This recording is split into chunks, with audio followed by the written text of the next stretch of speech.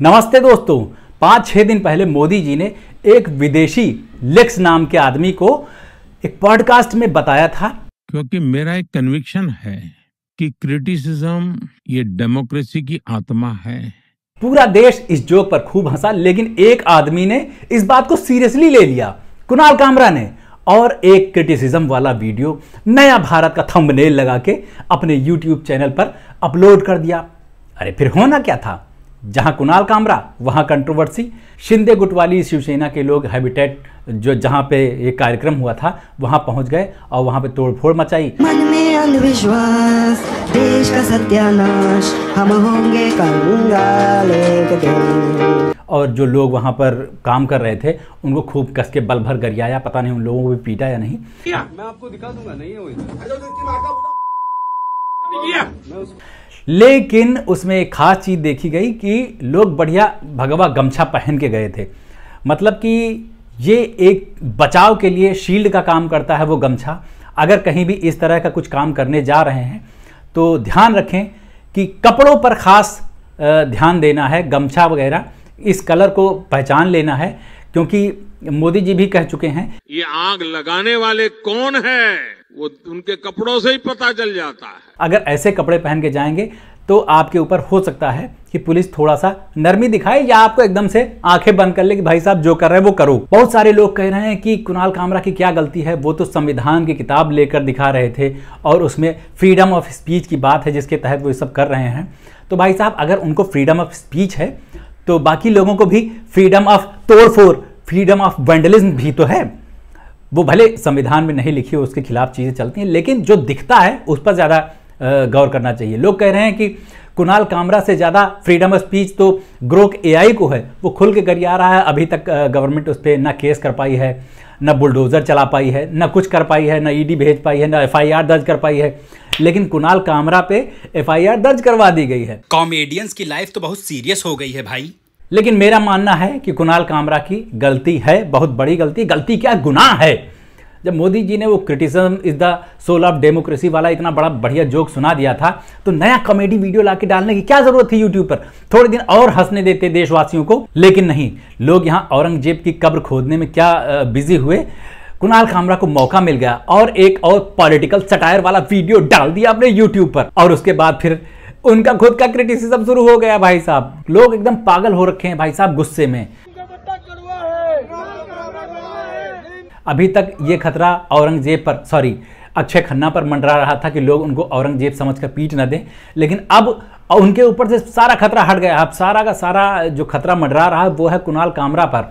पिछली बार अर्नब गोस्वामी जैसे बहुत बोलते जीव को चुप कराने के आरोप में उनको 6 महीने के लिए फ्लाइट से बैन किया गया था, और इस बार वो खुद अपने आप को कमरे के अंदर कैद करके रखेंगे, क्योंकि बाहर जैसा माहौल चल रहा है, उनका बाहर निकलना खतरे से खाली नहीं है भाई साहब। लेकिन एक बात माननी पड़ेगी, कुणाल कामरा बहुत दूरदर्शी व्यक्ति है।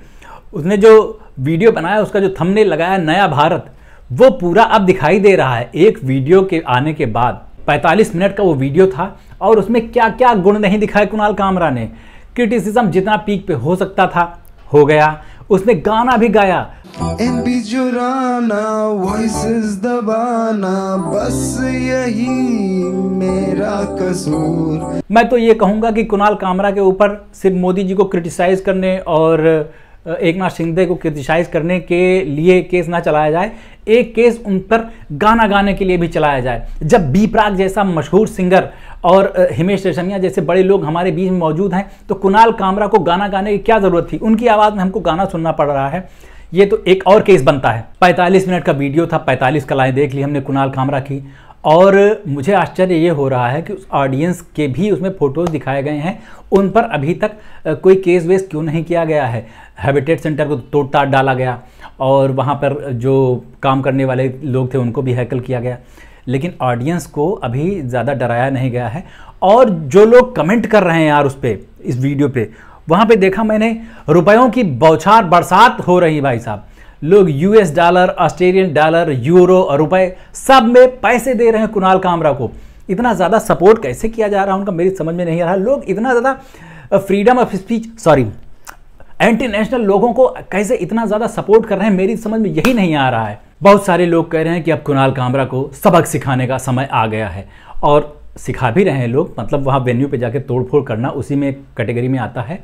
और एक नेता जो हैं संजय निरुपम, उन्होंने लिखा है कि धुलाई होगी तो संविधान भले हाथ में कुणाल कामरा ने लिया हो, लेकिन कानून हाथ में लेने की जिम्मेदारी और आज़ादी जो है वो नेताओं को है, गमछाधारी लोगों को है। इस बात को आप भूलना मत। कोई भी अगर उठ के कल को क्रिटिसाइज़ करना चाहे, मोदी जी की बातों को सीरियसली ले ले और उठ के आलोचना करने लगे किसी तरह की, और वो बच जाए, ऐसी भूल में मत रहना भाई साहब। भले उनकी सीटें बहुत कम हो गई हैं, 300 सीटें नहीं आई हैं, लेकिन इसका मतलब ये नहीं कि तेवर कम हो गए हैं। जब तक वो दो पिलर नायडू और नीतीश कुमार मोदी जी के साथ हैं, तब तक ये डंडा ऐसे ही चलता रहेगा। बिल्कुल टेंशन लेने की जरूरत नहीं है। लेकिन एक अजीब बात ये लग रही है कि उस वीडियो में कुणाल कामरा ने जो जो बात कही है, जितनी चीज़ें कही हैं और जो गाने सुनाए हैं कि वादों से अपने करता नहीं, पूरा में कभी करता नहीं, MP चुराना, वॉइसेस दबाना, जो जो चीज़ें कुणाल कामरा ने कही हैं वही चीज़ शाम से ही देखने को मिल रही है कि वही एकदम प्रूव हो गया है भाई साहब।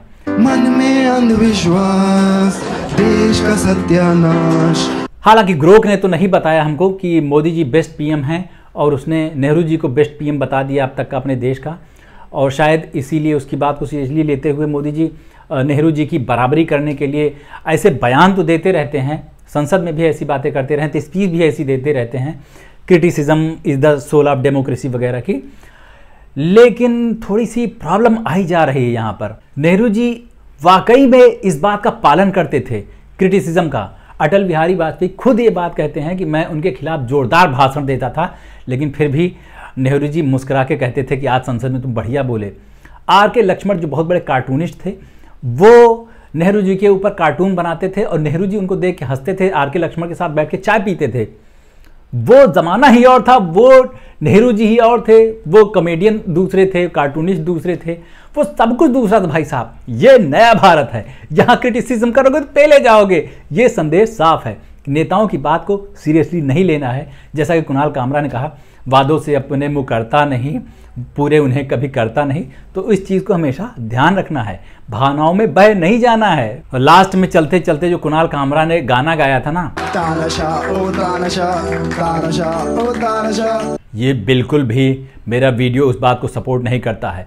Modi ji is the best PM of India, कोई तानाशाह वानाशाह नहीं है। बाकी कम कहा है ज़्यादा समझना। जो भी लोग कुणाल कामरा का सपोर्ट करने उतरेंगे, जो भी लोग उनको डॉलर में रुपए भेज रहे हैं, वो सब थोड़ा सा सचेत हो जाएं। अगला वेंडलिज्म हो सकता है कि आपके घर में हो गमछेधारी लोग आएंगे और लाठी से आपके गमले से लेकर तबले तक सब तोड़ डालेंगे। इस चीज़ के लिए पूरी तैयारी आप दिमाग में बिठा के रखिए। आपका क्या कहना है इस पूरे मामले पर नीचे कमेंट करके लिखना ज़रूर। और मेरे इस चैनल को सब्सक्राइब नहीं किया है तो प्लीज़ कर लीजिए। और अभी चलते हैं, लौट के मिलते हैं। नमस्ते।